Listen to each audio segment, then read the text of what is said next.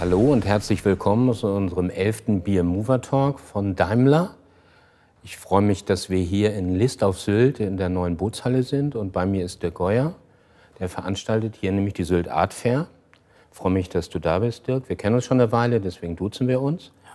Die Sylt Art Fair gibt es in diesem Jahr zum 2. Mal. Letztes Jahr ein großer Erfolg, dieses Jahr wieder.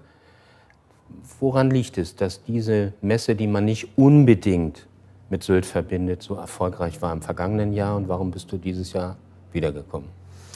Als wir vor 2 Jahren dieses Konzept vorgeschlagen haben hier auf der Insel, war uns ganz wichtig, dass wir uns erstmal ganz intensiv mit der Insel, mit den Menschen hier auseinandersetzen. Und da ist uns sehr bewusst geworden, dass die Insel hat seine Eigenheiten, aber sie ist durchzogen von höchster Qualität, ob das Essen, ob das Unterkünfte, Wohlfühlebenen und so weiter sind. Und da war es mir wichtig, da respektvoll in der Qualität zu antworten. Und dadurch, dass wir auch keinen Eintritt nehmen, kam das von vornherein unglaublich gut an. Und wir sind eben nicht wie eine normale Messe nur ein Wochenende da, sondern wir sind 4 Monate hier. Und das hat sehr viel dazu beigetragen, dass diese Sylt Art Fair sehr, sehr schnell zu einem Erfolg wurde. Nun habt ihr ja ein sehr breit gefächertes Spektrum vom Publikum her. Die Reichen und Schönen, die angeblich oder tatsächlich immer nach Sylt kommen, insbesondere rund um Kampen. Ja. Und auf der anderen Seite ja inzwischen fast ein Massentourismus, der da ist. Passt das zusammen? Kommen auch diese unterschiedlichen Gruppierungen, sagen wir mal, hierher? Es wird, wie ich schon sagte, sehr gut angenommen, weil wir eben keinen Eintritt nehmen. Also diese Kunst so zugänglich zu machen, eben für jeden. Eben nicht nur für die Schönen und Reichen, sondern vor allen Dingen auch für alle Menschen. Auch für die Menschen, die sagen, ich bin hier vielleicht einfach nur mal für ein Wochenende zu Besuch. Die sollen auch die Möglichkeit haben, Kunst zu erleben und das auf dieser Ebene. Ihr habt eine Menge bekannte Namen hier. Also wenn ich mich hier so umgucke, Uecker, Schnabel, Löwentraut. Aber es gibt auch junge Künstler. Und du förderst auch junge Künstler. Warum? Warum hier? Das ist mir sehr wichtig, weil Sichtbarmachen der bekannten Künstler, das ist im Grunde genommen natürlich leicht.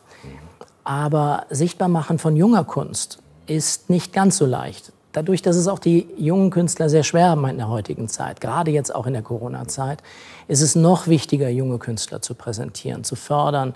Weil das, was ihnen häufig nicht gelingt, ist, dass das, was sie tun, dass es sichtbar gemacht wird. Und wir wollen es sichtbar machen und in so einem Rahmen mit diesen berühmten Künstlern, dann bekommen sie plötzlich einen Halt und sie bekommen mehr Aufmerksamkeit, weil sie in dieser Qualitätsebene gezeigt werden. Und das tut den Künstlern gut, das haben sie auch verdient, weil das sind wirklich großartige junge Positionen. Und die hier zu zeigen, ist tatsächlich auch für mich großartig. Also ich liebe es, wenn Menschen unterschiedlichste Kunstpositionen erleben können. Nun haben viele Künstler ja in den letzten 1,5 Jahren es ziemlich schwer gehabt, muss man ehrlicherweise sagen. Wie siehst du die generelle Situation der Kunstszene, sowohl bei den etablierten als auch bei den kommenden Künstlern? Wie schwer ist das beschädigt worden? Wie lange wird es dauern, das wieder aufzuhalten?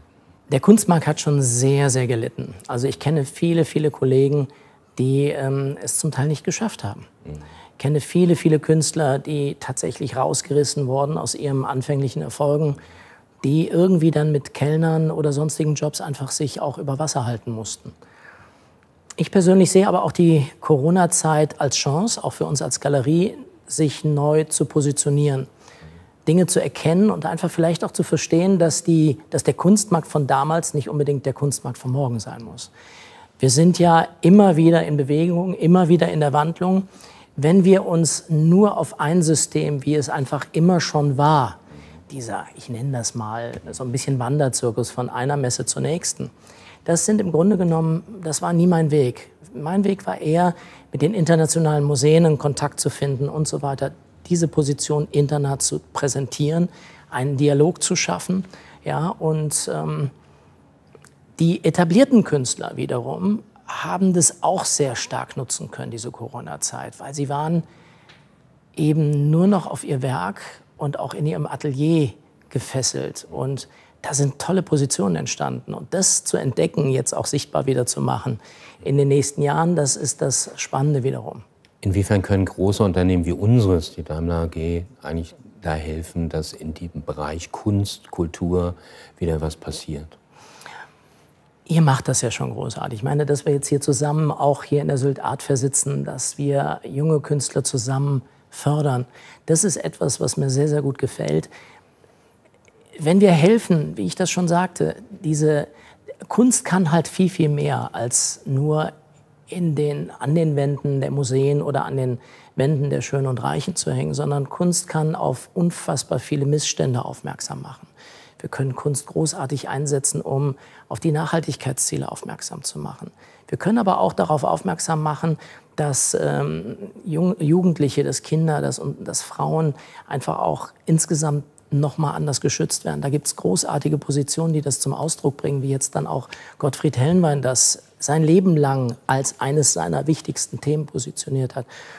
Und diese Themen nach außen bringen, wenn ihr uns da helft, das wie an so einem Ort oder auch an anderen Orten zu präsentieren, sichtbar zu machen, in die Öffentlichkeit zu bringen, dann helft ihr nicht nur der Kunst, sondern dann helft ihr insgesamt, dass diese Missstände aufgedeckt werden oder dass das, wo der Künstler seinen Finger reinlegt, nämlich in die Wunde unserer Zeit, dass wir da erstmal mitbekommen, dass wir diese Wunde haben und dass wir mittels der Kunst einen ganz anderen Blick auch auf zukünftige neue Ergebnisse haben können. Und sowas ist großartig. Dafür erstmal herzlichen Dank. Okay, gerne. Du hast einen jungen Künstler so promotet, dass er richtig groß geworden ist. Leon Löwentraut, ein, ich sag mal, großes Talent, aber schon mit einem breiten Spektrum an Internationalität. Warum ist das so schnell möglich geworden, so einen jungen Mann so nach vorne zu bringen? Also, ich habe da eine sehr klare Einstellung dazu. Leon ist an sich eine starke Persönlichkeit. Und alleine kann man das gar nicht schaffen. Das ist immer so, das ist wie so ein Doppelpass, das ist wie Frage-Antwort. Das ist, wenn ich frage und er antwortet nicht, dann geht das nicht. Wenn er wiederum alleine loslegt, dann ist das auch schwierig, weil ein Künstler natürlich die meiste Zeit im Atelier verbringt. Das ist eine kongeniale Kooperation. Das ist, er lernt wahnsinnig schnell. Ich habe sehr, sehr früh entdeckt, was er mit seinem Werk auch mit den Menschen macht. Nämlich er ist ein Phänomen, der eben nicht nur in Deutschland viele Künstler haben, sondern einen regionalen Bezug. Die funktionieren regional oder vielleicht gerade mal national. Leon, egal wo wir ihn ausgestellt haben, schafft es, die Menschen zu begeistern. Und dieses Phänomen hat mir von Anfang an Spaß gemacht, das weiter auszubauen, insofern, dass ich ihn halt auch ins Ausland bringe, ihn unterstütze, präsentiere eben auf meine Art. Aber wenn er nicht so gut und so stark als Typ wäre, dann würde ich das alleine gar nicht schaffen können. So, und deswegen klappt es. Wie weit spielen Medien, insbesondere Social Media, dabei eine Rolle, jemanden so zu positionieren? Er ist jetzt eben kein Künstler mehr, den man per Fax kontaktiert, so wie ich zum Beispiel halt auch mit Günter Uecker noch im Austausch bin oder auch mit anderen Künstlern, die einfach schon etwas älter sind.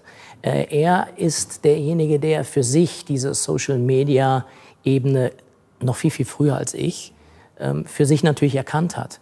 Und das war auch damals eines der entscheidenden Momente, als wir zusammenkamen und er als erster Künstler auch für die Nachhaltigkeitsziele auserwählt wurde, dass wir eben genau in der Überlegung hatten, er muss junge Menschen ansprechen. Wir müssen gerade diese 17 Nachhaltigkeitsziele an junge Menschen transportieren. Und es geht einfach nicht per Fax. Ja, das geht einfach nur über dieses Social Networking.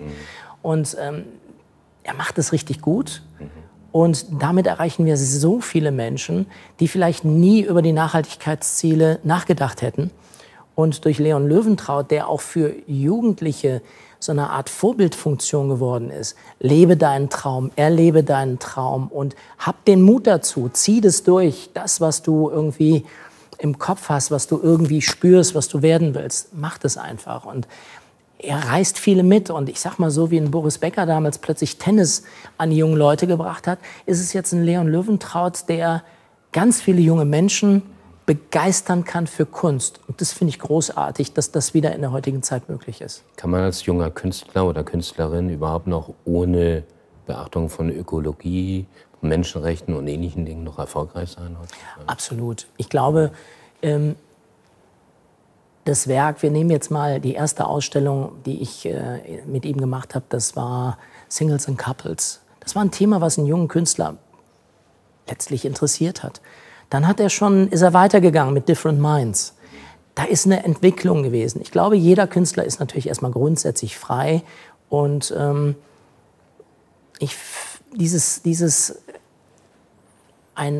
Thema zu finden, ob das die Nachhaltigkeitsziele sind, ob das Friede ist oder sonstige Themen, also Themen, die so in der Gegenwart eine ganz wichtige Rolle spielen, aber auch in der Zukunft. Zunächst ist es jedem Künstler erstmal wichtig, sich natürlich erstmal selbst zu finden, seine Themen und so weiter. Und ich glaube, dass es dann in der Zeit, die er hat, kommen Themen auf ihn zu, die tatsächlich viel, viel größer sind als einfach nur ein Bild. Das sind Themen, die dann er plötzlich im Kopf hat, dass er hergeht und nehmen wir dieses Thema Singles and Couples oder nehmen wir vor allen Dingen das Thema Different Minds. Different Minds ist so großartig, weil es letztlich die zwei Gesichtshälften der Menschen zeigt. Die eine sehr dunkle, die andere helle. Die eine, die vorgibt, ja, ich bin eigentlich schon nachhaltig. Ich kann das alles und ich mache das auch schon alles. Man lügt sich auch schnell gerne so ein bisschen was in die Tasche. Nach außen gibt man auch gerne vor, dass man schon viel weiter ist. Die andere Seite sagt dann aber, ich bin ja eigentlich viel zu faul dazu. Und dann sollen die doch mal erstmal in den anderen großen Ländern, sollen die das erstmal in den Griff kriegen. Warum soll ich jetzt bei mir anfangen? Das für so einen jungen Künstler, sowas auf den Weg zu bringen und das dann auch in diesen Kontext zu stellen, sowas finde ich immer faszinierend, dass dann auch selbst so ein junger Künstler diese Themen aufbaut. Günter Uecker, der ja wie so ein Seismograph förmlich die Probleme dieser Welt, also damals Tschernobyl, wie er dann sich als Aschemensch gewälzt hat in diesem Schmerz. Ja, viele Künstler, die Tschernobyl und letztlich dann halt auch Fukushima oder andere Katastrophen dann in ihre Werke reingebracht haben. Was mich aber bei Leon vor allen Dingen an den Nachhaltigkeitszielen sehr, sehr begeistert hat, war, schau mal, die Ziele, die 17 Nachhaltigkeitsziele sind eigentlich Probleme unserer Zeit. Und viele Künstler, wenn sie das Thema stelle ein Problem dieser Zeit mit einem Werk vor, halten sich am Problem fest. Das Problem wird düster, bedrohlich dargestellt. Leon hat mit dieser Bedrohlichkeit, mit dieser Finsternis gar nichts am Hut. Er zeigt uns, dass es möglich ist, da rauszukommen. Er lässt die Hoffnung zu in den Bildern. Und ich glaube, das ist das, was wir brauchen in diesen Zeiten. Wir brauchen so was ganz Positives. Wir brauchen eine Hoffnung. Wir brauchen nicht das Problem, was uns erdrückt, sondern wir brauchen eine Zukunft. Wir brauchen eben die Lösung oder eine mögliche Lösung. Und das zeigt er in seinen Bildern. Und das ist, glaube ich, auch ein Stück weit so sein Geheimnis, dass er diese positiven Energien in seine Bilder bringt. Nun bist du selbst ein Mover im besten Sinne des Wortes. Du hast dich mit 18 selbstständig gemacht. Ja. Wer hat dir diese Chance gegeben, dich mit 18 selbstständig zu machen? Natürlich meine Eltern, weil mein Vater sehr klar war in der Struktur seiner Galerie. Meine Eltern hatten klassische Moderne. Ich bin mit allem groß geworden, was Rang und Namen hat.